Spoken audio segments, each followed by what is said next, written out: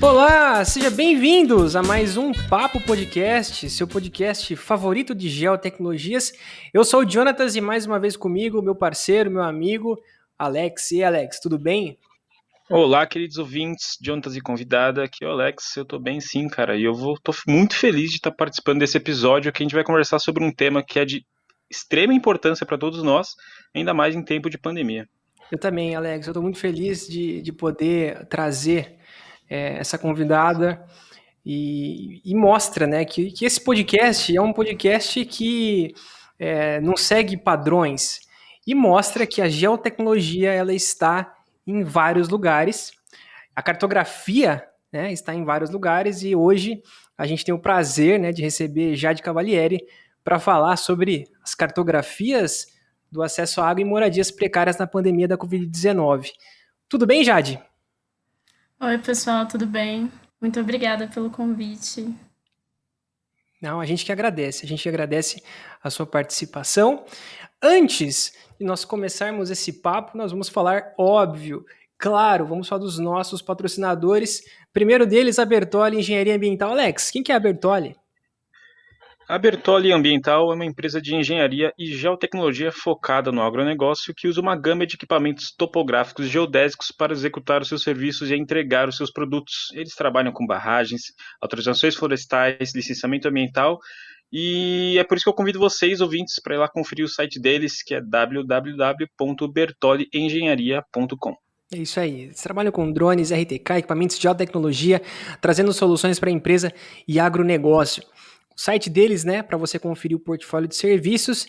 E se você tem vontade de saber mais sobre o universo ambiental, rotina de serviço, onde que eles estão, se vocês quiserem aprender mais sobre sobre esse tipo de trabalho, eles têm uma presença muito bacana no Instagram.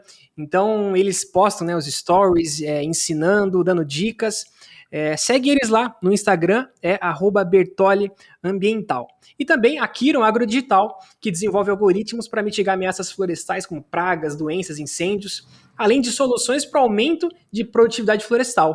A Kiron utiliza de tecnologias de inteligência artificial e visão computacional para dar aos gestores mais informações para a tomada de decisão e operações em campo. É muito louco isso. Alex, o que isso significa na prática? Resumidamente, Jonatas, significa que eles criam algoritmos que vão muito além dos famosos NDVI, FWI e de tantos outros indexadores tradicionais. A Kiron Agrodigital está em constante crescimento e já atua até internacionalmente, em Portugal e também nos Estados Unidos. Eles trabalham com produtores e empresas florestais, áreas de preservação legal, ONGs, empreiteiras, hidrelétricas, distribuidoras de energia e até governos. Quer conhecer mais sobre a Kiron? Visite o site deles, www.kiron.digital. E eles também têm um Instagram, pessoal, é @kiron.agrodigital. E claro, né, nossa parceira que divulga aí os nossos episódios, Portal para Construção, no Instagram. Um abraço para o pessoal do Portal para Construção e para a Andréia. E é isso daí, então vamos lá, vamos começar do começo, Jade. Conta aí quem é você, um pouco de você, as tuas origens e o que você está fazendo no momento. Agora eu sou graduada, né, em Ciências e Humanidades pela Universidade Federal do ABC e atualmente eu estou na reta final do bacharelado em Planejamento Territorial pela UFBC também. O BPT, o Planejamento Territorial, como a gente costuma falar, é um curso novo, né, o primeiro projeto dele é de 2012. Ele é super interdisciplinar e ele busca entender mais ou menos como que os territórios se estruturam, quais são as maiores vulnerabilidades, quais as potencialidades, quem são as pessoas e os agentes que constroem os espaços do território. E tudo isso no sentido de buscar respostas aos desafios, né?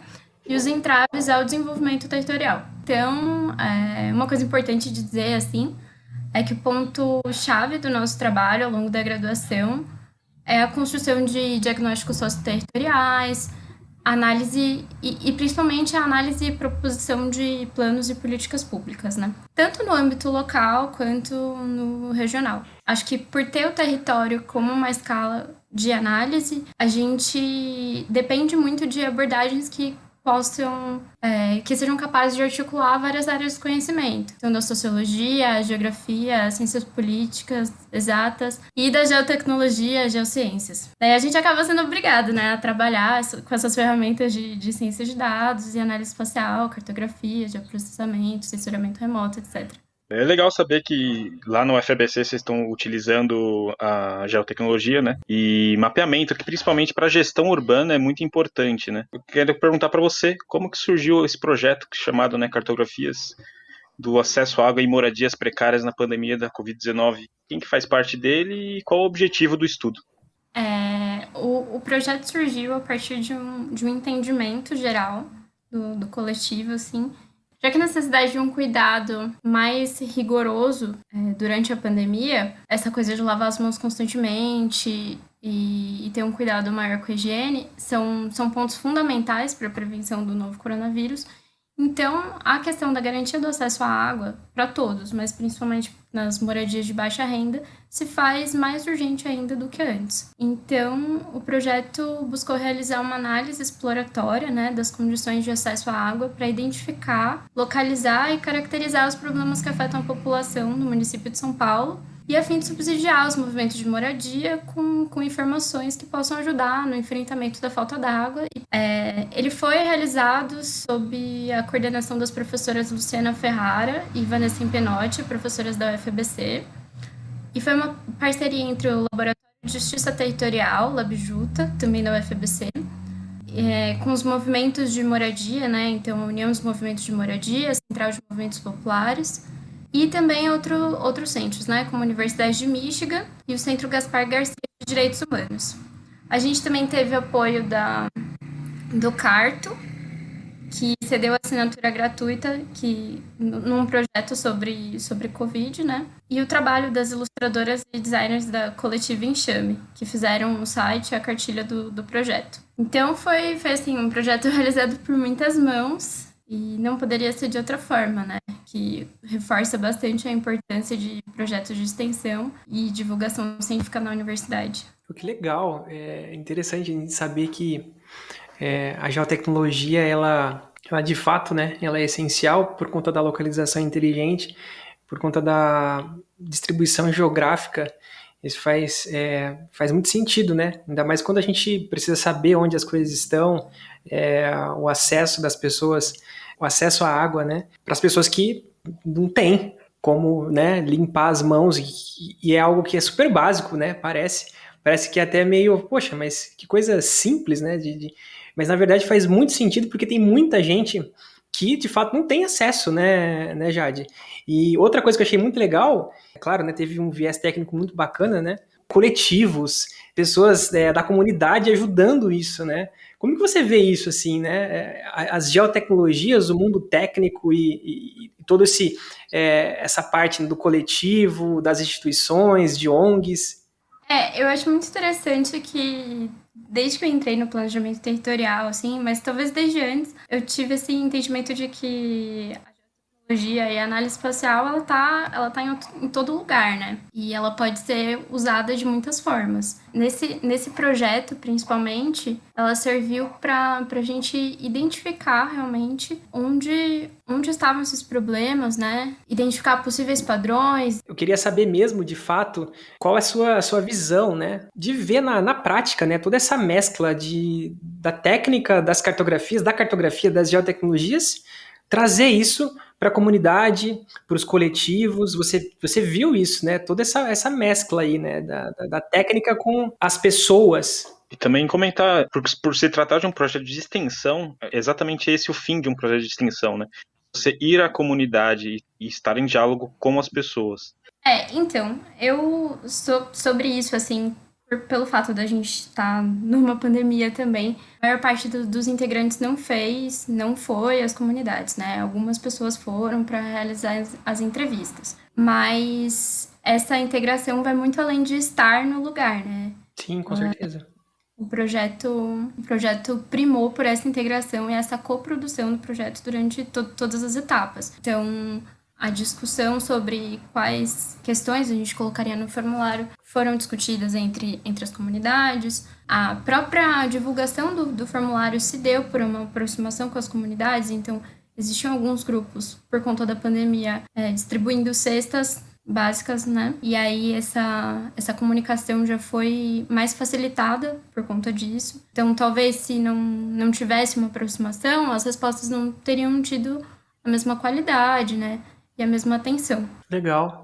Que uma coisa importante, assim, da gente falar sobre essa relação entre a técnica e o social é que a gente que trabalha com geotecnologia, cartografia e análise de dados, muitas vezes cai numa cilada que é muito fácil de cair, né? Que é a generalização ou a necessidade de transformar tudo em números. Então, por exemplo, quando a Sabesp fala que o município de São Paulo tem 99% de cobertura de água, ou seja, que 99% da população é atendida, isso faz parecer um pouco que o problema de acesso à água no município não é um problema tão grande, né? Mas quando a gente faz esse exercício de olhar para o mapa de baixo para cima, de olhar para os dados de baixo para cima, a gente nota que esse dado de 99% mascara 1% de mais de 100 mil habitantes que não têm acesso garantido e que vivem em situação de insegurança hídrica.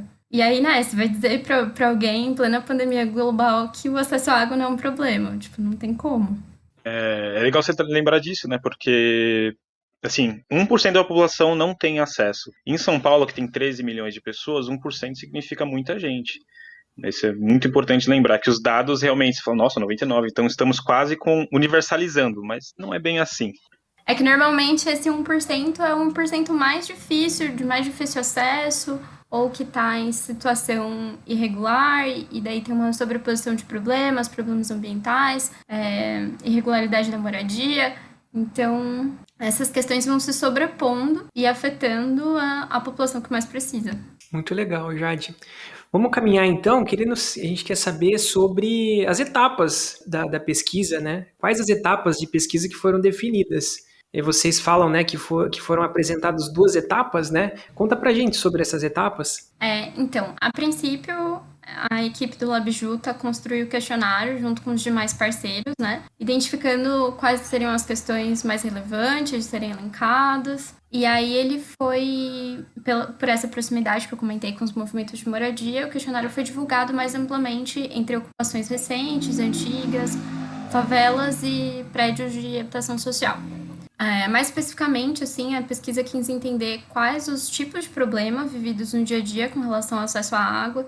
Então, se as pessoas tinham acesso à água, esgotamento, como era esse acesso, quais eram as medidas a serem tomadas para contornar a falta d'água e também como foi o impacto da pandemia na provisão de água. A partir dessas respostas, né, que foram em torno de 600, a gente cruzou com a base de CEP dos Correios para ter uma ideia aproximada da distribuição espacial dessas famílias, mas de forma não identificável, né? O ponto não está na casa, o ponto é do CEP, e dos problemas de acesso à água dessas famílias. Então, nessa etapa, a gente pôde ver, por exemplo, que 70% das pessoas que responderam identificaram problemas, e isso em todas as zonas da cidade. Inclusive, tem muitos pontos que indicaram sobreposição de problemas. Então, a mesma família sofre com intermitência no abastecimento durante várias horas do dia, durante vários dias, dificuldades para pagar, inexistência de caixa de água e outros problemas. E os resultados também mostraram, né, que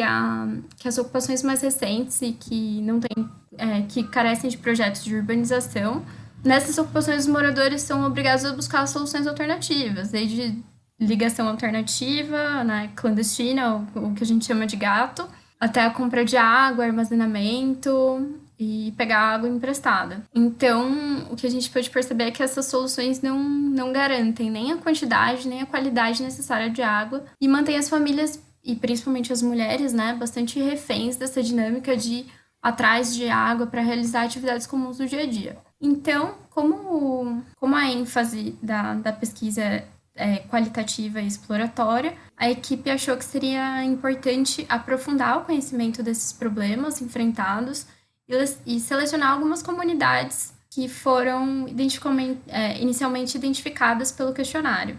Então, a gente passou por uma segunda etapa, que foi a construção das histórias de falta d'água. Essa etapa foi realizada a partir de uma série de entrevistas com os moradores.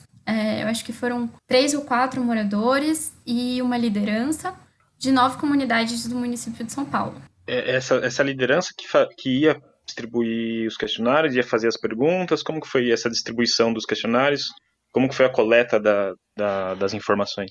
Então, o questionário ele foi feito via Google Forms. A partir dessa proximidade com o movimento, a gente ligou para o pessoal, né? Teve um integrante da equipe que ligou para o pessoal e falou: gente, tem essa pesquisa aqui que está acontecendo, seria interessante se vocês pudessem responder. E fez essa etapa online, que foi essa primeira etapa.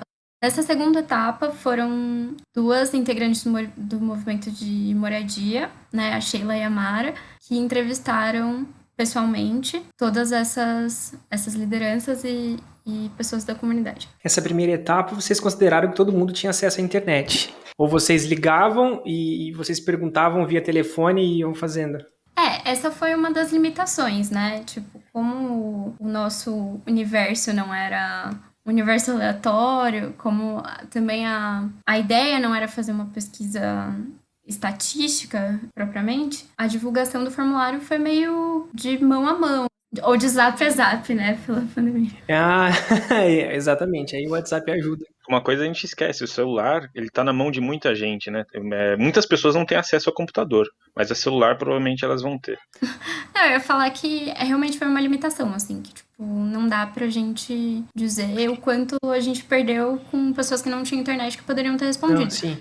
Por isso a gente resolveu aprofundar nessa segunda etapa, né? Você falou que foram 600 pessoas. Foram pessoas ou famílias? Então, foram 600 respostas. A gente entende que pode ter havido mais respostas, mais de uma resposta dentro da mesma família. É legal que apesar da limitação, vocês conseguiram bastante respostas, né? E se pudesse comentar quais foram os bairros, as comunidades que vocês entraram em contato, só para dar uma localização para o ouvinte. Essa era a minha pergunta. São todas do município de São Paulo, não são, Jade? Isso. As respostas foram principalmente da região metropolitana, né? Tipo, teve respostas de outros lugares. Teve uma resposta até do Pará, assim, pra gente ver onde as coisas vão ficar. Mas... Onde isso vai parar, né? A gente resolveu focar no município de São Paulo. Eu vou achar aqui a minha listinha. Essa etapa das histórias de falta d'água no município foi realizada em 9 comunidades, né? Então foram a Chácara do Conde, no distrito do Grajaú, Jardim São Savério e Conjunto Habitacional Jardim Celeste, no distrito do Sacomã, Comunidade Anchieta, no distrito do Grajaú também, na subprefeitura da Capela do Socorro, Jardim Emburá e o Jardim São Pedro, no Marcilac, na subprefeitura de Parelheiros, Terra Prometida, na subprefeitura de Aricanduva, Vila Itaim, no distrito Jardim Helena, né, em São Miguel, Jardim Vilma Flor, na cidade de Tiradentes, Ocupação Penaforte Mentes, no centro, e acho que é isso, né? Já deram 9. Para finalizar essa parte, nessa segunda etapa vocês vão coletar histórias, né? Qual foi a percepção do grupo ao ler essas histórias? E você pode compartilhar alguma delas com a gente que está lá no site. O importante dessa etapa, assim, foi que ela... E da proposta dessa etapa também, ela dá substância para esses problemas. E ela reconhece a voz dessas famílias, né? Então... Isso vai muito no sentido de combater esse número, esse dado que é bruto e que mascara situações sensíveis. Então, no site e na cartilha, que provavelmente vai estar em algum link por aqui, né? E que vocês podem acessar pelo link. A gente vai disponibilizar o link aqui na descrição no nosso podcast e onde a gente for divulgar. Na cartilha que foi feita, tem uma descrição, né, geral de qual é a situação da comunidade. Alguns comentários dessas pessoas que foram transformadas em personagens, né, para assegurar a identidade, né, para não revelar quem é a pessoa em si. Sim. Então, por exemplo, a gente tem situações... Então, vou narrar uma daqui. A Dona Rosa, por exemplo, tem 62 anos e é negra, baiana, e chegou em São Paulo em 1990 e desde então trabalha como doméstica. Com a pandemia ficou desempregada. Atua no movimento social, no MMC há mais de 15 anos e está na ocupação desde o primeiro dia. Ela comenta que no início não tinha água encanada no edifício, né? Aqui falando da ocupação Penaforte Mendes, em São Paulo.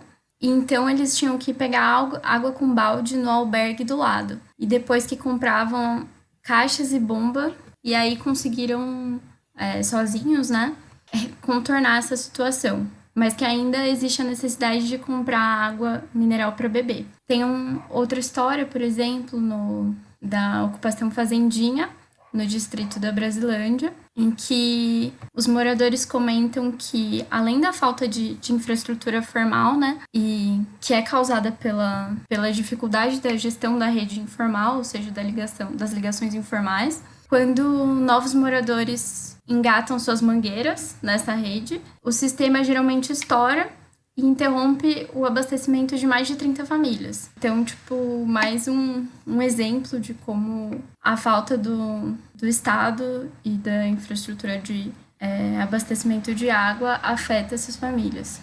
A gente pode perceber que é muito legal quando a gente, eu e o Alex, que tem um viés técnico muito absurdo, né, por conta da nossa formação, a gente é muito quadrado, mas com o passar do tempo, né, a gente percebe que quando a gente coloca histórias, narra histórias, coloca personagens, isso fica muito rico, você dá vida a isso. E quando você junta a geotecnologia a essas histórias e você aponta onde essas pessoas estão, como elas estão, né, o que elas estão passando, isso traz um pouco assim, né, para a realidade, né?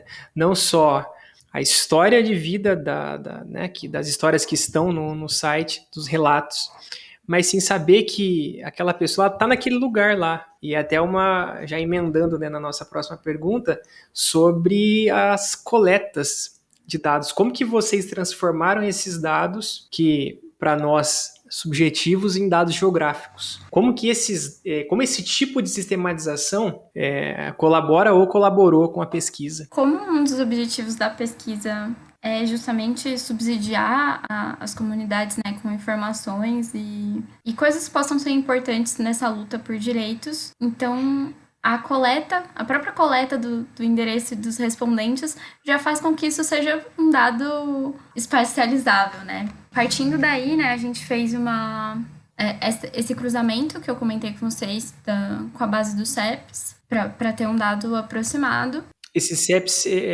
vocês pegavam do próprio formulário do Google? Isso, a gente pediu o CEPs para eles, né? E no caso das comunidades sem CEP, a gente fez o cruzamento a partir do endereço, ponto a ponto. Caraca, deve ter sido difícil, hein? Porque foi quase 600 pessoas, né? Então, mas a maioria tinha CEP, né? Então, a partir da base do correio já organizada e disponibilizada pelo Observatório das Metrópoles. Veio alguém até do Pará responder, né? Sistematização de dados a partir das respostas, né? Então, foi uma parte inicial. Sobre isso, eu acho que tem alguns pontos importantes a serem entendidos, né?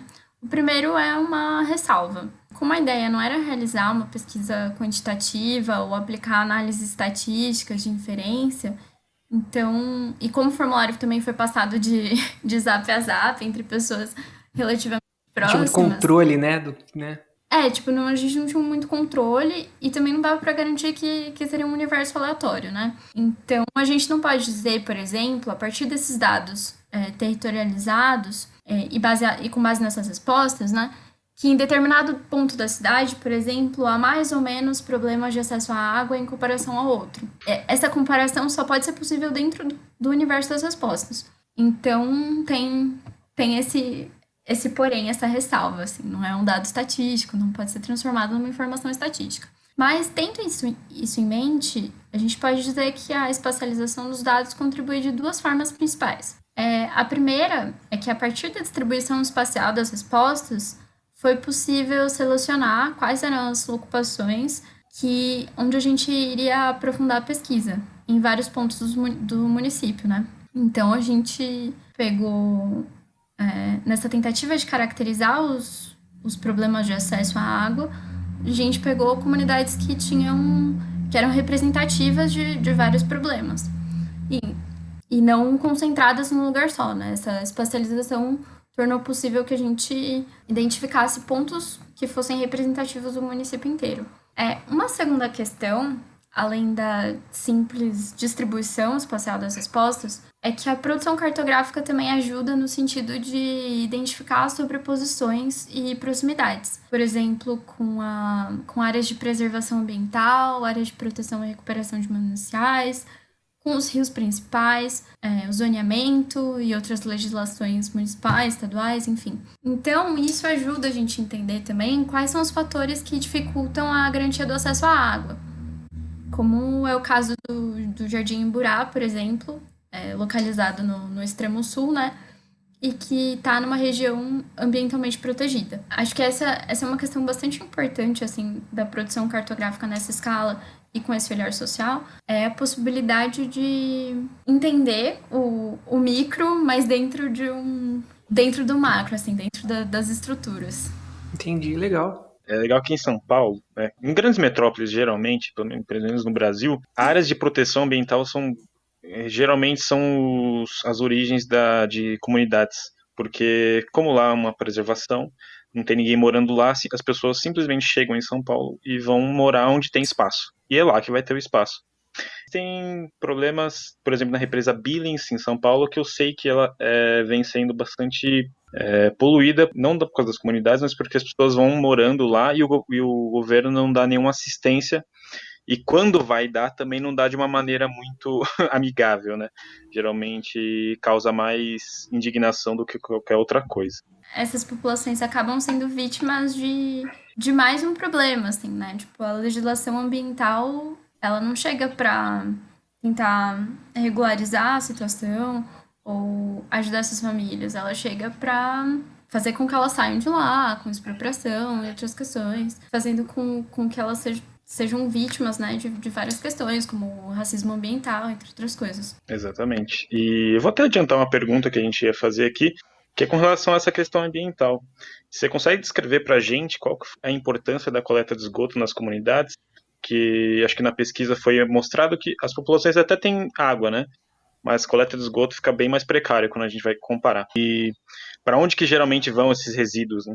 Então, se a questão do acesso à água é um tema ainda muito sensível, falar de esgotamento é muito pior, né? Os dados do IBGE de 2018 mostram que a população sem infraestrutura de esgoto adequada no município é de aproximadamente 450 mil habitantes. E esse dado ainda pode estar subestimado, né? Porque ainda existe essa camada de problema que é um apagão de dado, ou a falta de dado, ou falta de dados abertos. Então, no caso da Fazendinha, por exemplo, uma ocupação no extremo norte do município, não existe infraestrutura de saneamento básico e o esgoto é a céu aberto. E é conduzido diretamente ao córrego. Em outras comunidades acontece da mesma forma. No Jardim São Savério, no Sacomã, a coleta também é via rede informal. Então, muitas vezes o que acontece é a coleta pela rede informal serve apenas para afastar o esgotamento da proximidade das moradias, né? Mas não resolve o problema. Em outros casos, por exemplo, no Jardim Imburá, em Parelheiros, o esgoto é lançado nas áreas de mata do entorno. Então, além das diversas doenças que podem acometer, e sobretudo as crianças, né, que vivem e brincam próximas das áreas de esgotamento a céu aberto, a falta de coleta também afeta a própria qualidade da água. Então, tem comunidades em que as mangueiras da rede de água ficam próximas ao esgoto. E também tem os impactos ambientais, né? Sim, os impactos ambientais, eu sempre falo, né? Para você cuidar do meio ambiente, você tem que cuidar primeiro das pessoas. Se você deixar as pessoas sem cuidado, simplesmente o ambiente também vai acabar sofrendo. É uma sobreposição de desafios, né? Ambiental, habitacional, sanitário. E, assim, da mesma forma que os problemas estão interligados, as respostas também precisam estar interligadas. E principalmente pandemia que que, assim, de certa forma, prejudicou, né, várias coisas, né? Não querendo passar pano para nenhum órgão aí, né? Que possa ter melhorado as questões sanitárias, ambientais, enfim, né? Não estou querendo passar pano para ninguém, porque é o trabalho dos caras fornecerem um trabalho de qualidade para todo mundo. Mas a pandemia, de fato, prejudicou o andamento de muita coisa. Então, uma outra pergunta que a gente tem aqui é o escopo da pesquisa referente, né, à pandemia do novo coronavírus e saber a dificuldade imposta, se você conseguiu decifrar, né, algumas dificuldades impostas pela pandemia no quesito expansão e manutenção dos serviços de água da cidade de São Paulo, né? A maioria da pesquisa foi feita na cidade, então você consegue dizer para a gente se teve alguma coisa estranha com relação à pandemia? Então, a pandemia é um fator que reforça, assim, exponencialmente a necessidade de garantia de manutenção e de melhora no serviço de abastecimento da água na cidade e principalmente nas moradias precárias, né? Então, assim, no entanto, apesar disso, muitos respondentes indicaram que os já existentes problemas ou se mantiveram ou até pioraram durante a pandemia. Assim, apenas 6%, aproximadamente 6%, disse que os problemas de acesso à água melhoraram durante a pandemia. E a gente também não consegue ter uma noção do porquê dessa melhora, né? Então, assim, dentre esses que indicaram que houve uma piora, a gente pode notar que os períodos de escassez de água foram mais longos, houve uma piora na pressão, ou seja, o que faz com que não haja água na torneira, ou com que não seja possível encher a caixa d'água, isso quando a moradia tem caixa d'água, ou ainda dificuldades no pagamento das contas, né? Muitas pessoas relataram um aumento muito grande na conta e que, até por conta da questão da pandemia também, muitas pessoas foram demitidas, enfim, dificuldade de manter o rendimento afetou bastante as famílias, assim. Então, todos esses problemas, eles se relacionam e impactam diretamente nas possibilidades de ação das famílias no próprio combate à pandemia. Muitas vezes, quando a gente fala sobre os protocolos de saúde, né, importantes para minimizar os efeitos, a gente esquece que uma parte considerável da população nem tem esses direitos garantidos. E direitos fundamentais, né, como água e moradia. Então, pensando assim nisso em relação à pandemia, uma outra face do projeto buscou fazer um levantamento sobre as ações da Sabesp durante esse período. E o que se observou sobre isso foi que a Sabesp teve ações muito pontuais e que estavam ligadas a reivindicações também pontuais, e não de maneira sistemática.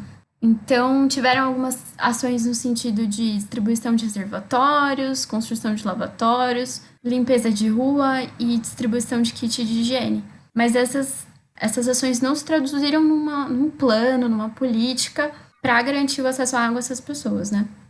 E você percebeu alguma ação do governo do estado ou da prefeitura? Você observou alguma movimentação? Então, houveram algumas movimentações por reivindicação das famílias, das comunidades e dos movimentos. Então, de fato, não teve nada proativo. Então, a gente percebe que teve uma cobrança por parte, né, de um lado, que você precisa ser higiênico, você precisa lavar as mãos, você tem que ter água, e do outro lado, você não tem pessoas que não têm acesso.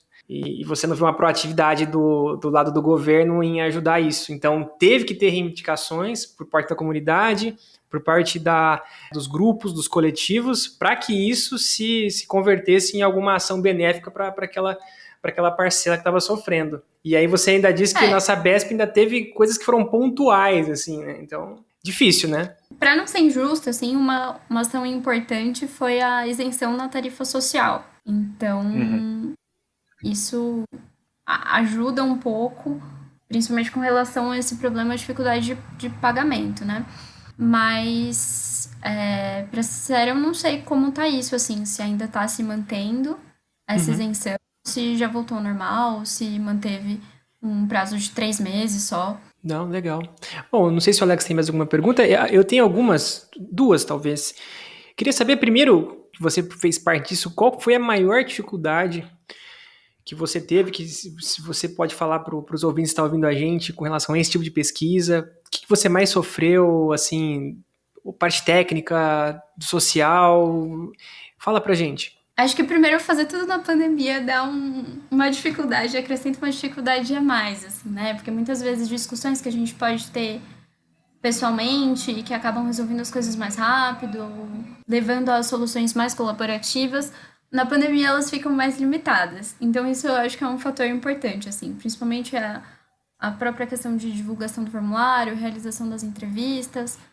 Eu não participei dessa etapa, assim, né, das entrevistas, mas sei que isso foi uma dificuldade, né? Dentre as minhas atribuições, assim, que foi fazer essa sistematização do banco de dados, organizar o questionário, transformar isso em shapefile, né? E fazer Mapa, né? mapas. Acho que houve alguma dificuldade com relação a identificar endereços que não tinham CEP, a identificação estava meio nebulosa, tinha umas coisas tipo atrás da igreja, perto de tal lugar. Aí, Caraca. isso deu um trabalhinho, assim, Igual pra os gente. memoriais descritivos de antigamente, né, Alex? Exatamente, só um croquisão. Né? Você desce aqui na árvore, né, e tal, na moreira e vira 10 passos para lá. Aí você acha a mangueira e segue reto. Eu eu faço estágio numa startup de monitoramento agrícola, né? E também já trabalhei antes em outra empresa de monitoramento agrícola e, nossa, já sofri muito na mão de memorial descritivo. Ixi, é terrível demais. E aí você teve que fazer isso e desses aí você teve que colocar na mão, né? O ponto lá, a geocodificação. Mas essa parte é mais fácil, né? A gente faz. Não é tão difícil, né? Talvez pela questão da morosidade, talvez, né? Sim, que muitas vezes a gente tá acostumado a pegar um dado e já vai lá, faz o join e não sei o quê, e não precisa arrumar nada, né? Já vai executando todas as etapas. Então, por ter sido uma coisa mais subjetiva, assim. Que software você utilizou? QX? Eu sou cria do QGIS, completamente. Ah, tá, legal. O Jonatas, ele é Customer Success da ArcGIS, né? Vamos dizer assim. Da ArcGIS. Eu trabalho na imagem, e aí eu sou defensor da plataforma Esri, não tem jeito. Mas não tem problema. Não critico. Critico, mas QGIS é tudo pra mim. Não, tá certo. Muito legal. E eu tenho uma última pergunta. Alex, depois eu deixo você terminar, mas é algo que eu só vou fazer um comentário final. Só. Tá. Jade, eu percebi uma pesquisa muito legal, muito legal. Mostra muitas coisas pra gente, principalmente o lado social, eu acho isso fantástico. O nosso primeiro episódio do nosso podcast, não sei se você ouviu, mas foi tratando exatamente isso, a pandemia mapeada, que a gente queria entender, a gente conversou com o Lindbergh, professor de geografia, um amigo nosso, e a gente queria entender, né, como que essas informações da pandemia chegavam à população. Então, foi uma discussão muito bacana para saber de fato, né, se as pessoas têm acesso a essa informação, as pessoas sabem ler a informação, né? Assim, o nosso primeiro episódio foi esse, né? Então, isso me comove bastante. Saber que a cartografia tá chegando lá, está se fazendo presente. Isso é muito bacana.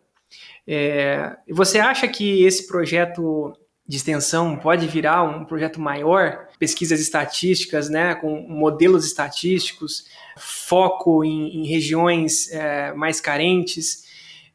Você acha que esse projeto dá para seguir esse lado? Eu acho que tem todo o potencial, sim.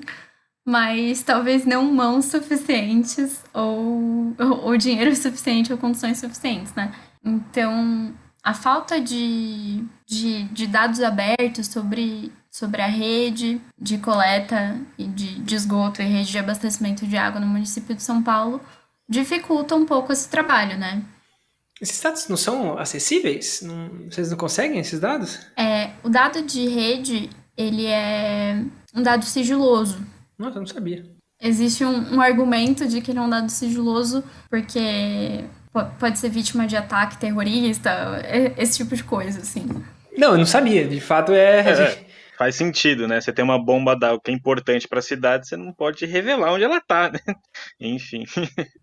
Então, tem esse fator. Mas isso dificulta bastante esse trabalho mais estatístico, né? Então, além da dificuldade de realizar pesquisas dentro de um universo grande o suficiente para ser representativo do município, da região metropolitana, que seja, acho que esses são desafios, assim. Mas, por outro lado, esse projeto vai continuar, né? Ele está continuando para analisar, expandir essa análise para a região metropolitana no município, região metropolitana do estado de São Paulo. Então, a região metropolitana abrange 33 milhões de pessoas, é bastante gente. Já vai ampliar bastante, assim. Sim, tem bastante comunidade que realmente não tem menos acesso ainda, né? Meu último comentário, Jonas, é só para ressaltar que é muito legal, você vai no site deles e vai ter um mapa, que você fala, um mapa normal e tal, mas lá vai ter as estatísticas das respostas que eles receberam, mas tem uns pontinhos, nesses pontos, que são os pontos que a Jade comentou, você encontra as histórias, então esses pontos te dão um link para você ver as histórias da pessoa daquele lugar, né? Isso é muito legal. Acho que dá uma quebra aquela coisa matemática exata e vai para um lado mais pessoal, né? A experiência de vida de alguém. Exatamente. Sai daquele lado geocentrista, né? Gicêntrico, e vai mesmo ali nas histórias das pessoas, o que elas estão passando de fato, né? Isso eu só achei muito legal. E tem também o Carto, né? Numa aba de mapa ali separado, onde dá para entender como funcionam essas sobreposições, né? Com as áreas de proteção, os rios, o zoneamento do município. É muito legal mesmo. É isso aí. Finalizamos, Alex? Sim. Só pedir para a Jade agora fazer um jabá da pesquisa, falar o site, se ela tiver em mãos. Sim, fala para o pessoal que está ouvindo a gente, né? Onde que as pessoas podem te encontrar, caso elas tenham dúvidas, o site, os dados aí da pesquisa. Pode falar para o pessoal. Bom, então vocês podem acessar, né, o site da pesquisa pelo link aguaemoradia.pesquisa.fabc.edu.br. E no site tem todas as informações sobre quem participou. Tem a cartilha que tá linda, né? Que é a divulgação dos resultados. Sim, a cartilha é um trabalho de arte, né? É um trabalho incrível. E tem português e inglês, então se quiser mandar pro amigo gringo ter uma noção. Show demais! Nossa, que massa! Legal! O último comentário que eu queria fazer é isso, cara, é ressaltar que essa pesquisa ela pode ter um impacto muito grande nessas pessoas passarem a ter conhecimento e cobrarem dos órgãos públicos algum tipo de medida, muito importante. Exato, exatamente. A cartografia é para isso também, é para mostrar o que está acontecendo lá, né? Porque se não tem uma ação proativa do lado de lá, que nós, do lado de cá, tenhamos informações o suficiente para cobrá-los. E essa talvez aí é um objetivo secundário aí, né, dessa pesquisa, né? Armar a população de informação útil para que eles possam cobrar os governantes, as secretarias. É isso que me motiva a fazer esse podcast. Encontrar essas histórias, divulgar essas histórias para que todos tenham acesso às geotecnologias. Geotecnologia é para todo mundo tem que ter acesso a isso daí. Eu agradeço mais uma vez, Alex, meu parceiro, e você, Jade, que aceitou vir aqui, bater esse papo descontraído, né? Veio falar para a gente sobre essa sua pesquisa, sobre um tema que é necessário a gente discutir, por muitas vezes esquecido, mas necessário. Agradeço você também que ouviu a gente até aqui, a gente vai ficando por aqui. Se você não segue a gente aí no Spotify, dá aquele seguir, aquele curtir. Estamos no Instagram, estamos no Facebook. Segue a gente lá, dá aquela moral. Um abraço, pessoal. Até a próxima. Valeu!